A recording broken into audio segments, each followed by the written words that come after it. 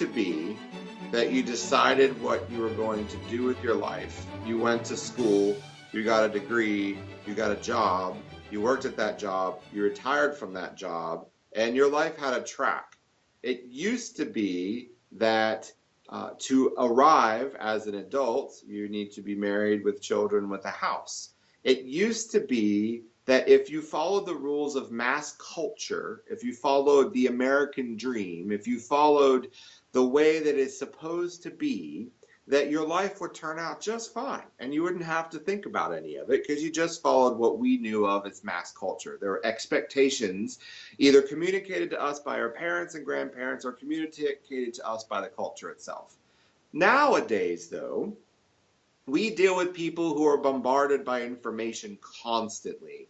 Our grandparents didn't have to deal with that. We have an attention span that is now less than a goldfish, which is nothing that our parents and grandparents could probably even relate to. We have the entire summation of human knowledge literally at our fingertips, which is unheard of in the history of humanity that we know of. So what's happening is that our entire cultural organization is shifting.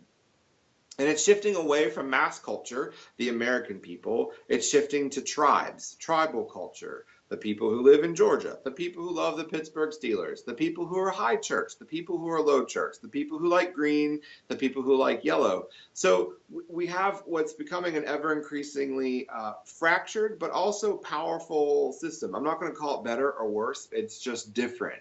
But for our children, we have to, as leaders in the church, acknowledge the fact that they move around in tribes right now.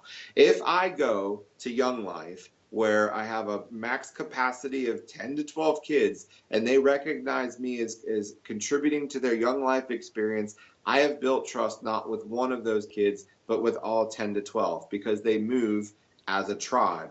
If I turn around and take all the geeky kids aside that like comic books and Dungeons and Dragons, and I engage them with the gospel message through those means, I have just captured that entire tribe, and they will go and get all the people who are like them and bring them all together. So when we put an acolyte program together, what we have to, well, we don't have to, but what we want to build is a tribe.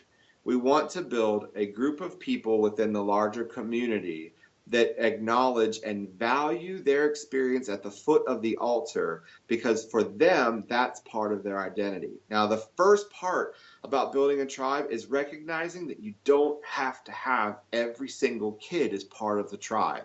It's not the entire cross-section of ages. It's for those people to whom this is a calling and for whom this is important. Okay, so a tribe is to collect a group of people that have a common goal and to give them a leader that leads them in a direction. That's all you have to do.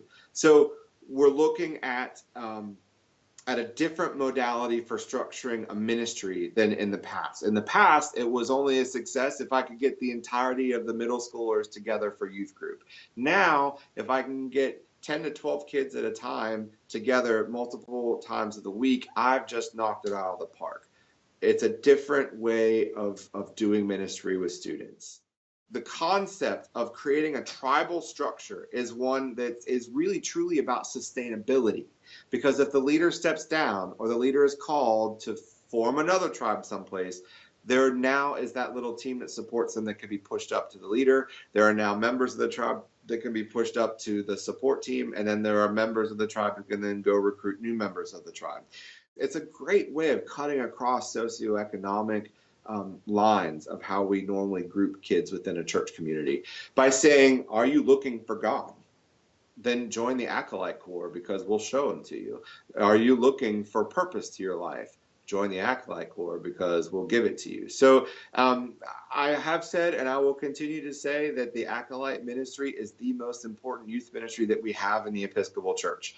And so if you don't have time or money or personnel to do anything else, build a tribe of acolytes that care for each other, that love each other, and we're going to show you how next.